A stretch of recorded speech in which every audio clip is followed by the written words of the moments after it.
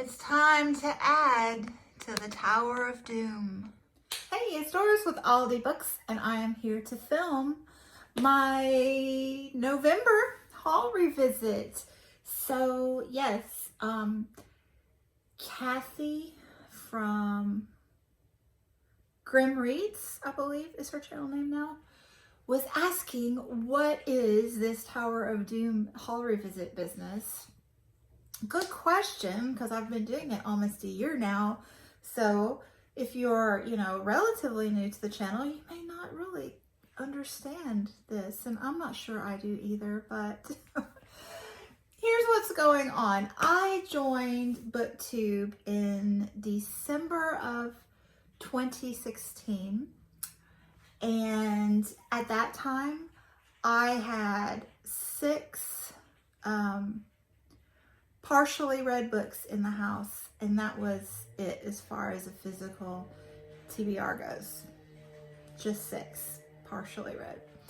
I had always been an avid reader, but when my kid was little, I didn't read as much, and I'd never been into the whole purchasing books scene, collecting books, whatever you want to call it.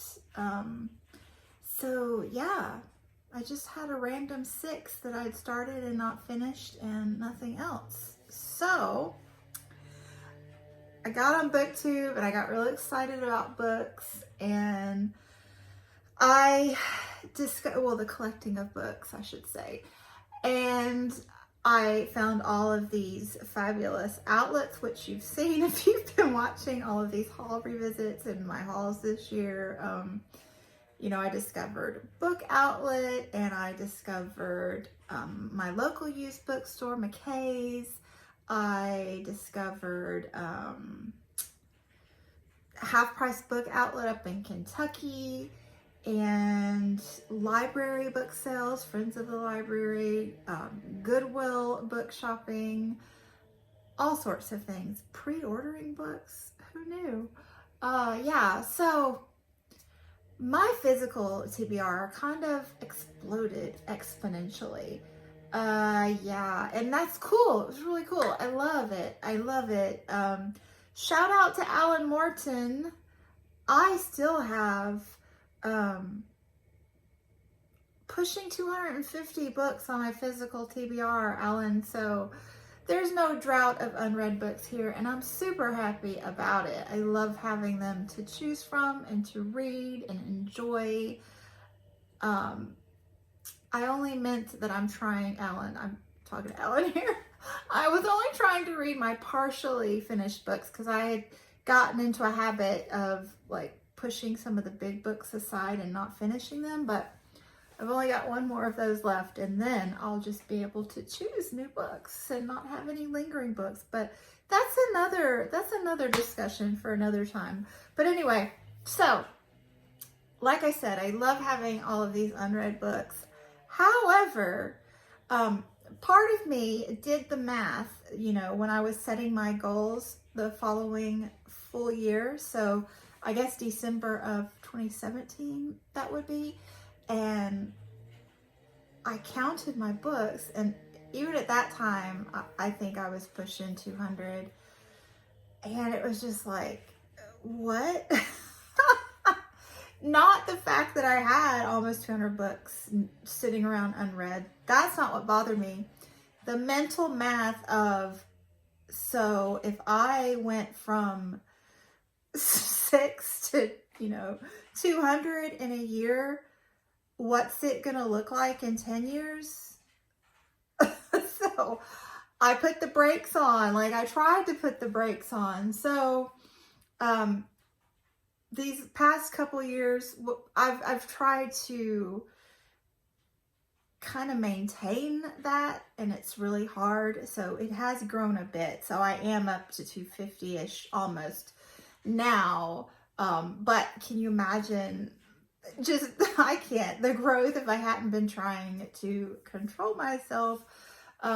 Anyway, so that's what that's all about. So this past year, so 2019, I decided to look back on my reading life And my guy is here visiting me. It's my guy. Yes, so pretty. Anyway, so I've been looking back on my bookish life and seeing how many of these books that, now he's joining me down here, aren't you, guy? These books that I've read, how many are still around unread from 2 years ago. So that is what these haul revisits are about. I'm just trying to see how many are left and kind of, you know, to get them read. So no big deal, no judgment on anyone else that has 1,000 unread books in their home. Or, you know, if you're the kind who likes to maintain a 0 or no more than 20-ish TBR, that's cool too. To each his or her own. I'm just looking at myself here. And spoiler alert, December will be the last haul revisit for now. Because in 2018, I did not do regular hauls on my channel. So I have no way of really going back month by month to look at my purchases in 2018. 2019, I've done all the hauls, you know how many or few, I've done them all so that I, you know, we'll have a track of 2019, and I've got a plan for 2018, but it does not include haul revisits. And I got the idea, I meant to say, from Books and Lala. She did a closet revisit a year ago, and it was just so much fun to watch her do that. So she has the best ideas. Anyway, I hope that explained a little bit what this is. And if you have more questions, please let me know. I'd be happy to answer them. And let's look over here and see, you know, what the damage is for November. I think this is Vlogmas, so there's a nonfiction November haul, and then this is October, so I might be saved because it looks like there's only one vlog haul for November. So let me take a look here. I'm headed to Kentucky to hang out with some friends. We're gonna have pizza, and of course I will be stopping at the half price book outlets because I can't resist. But yeah, this time, like normally I skip the nonfiction section because it kind of overwhelms me. I don't know how to look at these bookstores nonfiction section, but I'm going to make an effort today because it's nonfiction November, so fingers crossed that I find something exciting. I do remember that being a goal in whatever year that was, to figure out the nonfiction section and use bookstores and to get familiar with nonfiction authors and find nonfiction authors that I liked, because I had found, like, you know, fiction authors, I have this long list of authors that I really love, but nonfiction, I just had no clue. I have achieved that goal, as my nonfiction shelf will attest to. Yeah, that's it. That's my nonfiction shelf. All of that is nonfiction. I got the nonfiction figured out now. I do. Took me 2 years, but nailed it. Yes. I did really well at the used bookstore. I'm so happy that I have mastered the nonfiction section at the used bookstore. So what I discovered, at least for this particular used bookstore, is there is, for my interest, there is a social issues section, a memoir section, a true crime section that is hidden in a weird spot, And then there are U.S. history, world history, and science sections. Unfortunately, I didn't really take advantage of the science and history sections because those were really extensive compared to the other three. And I feel like I need I did it, Guy. I did it. I mastered the nonfiction. That didn't go well for me, Guy. Nope. So, it's a good thing there was only the one haul to revisit because there were 1, 2, 3, 4, 5, 6, 7 unread and 8 read. So 15 books in the haul. 7 for the Tower of Doom. However, these are all nonfiction, so I may cheat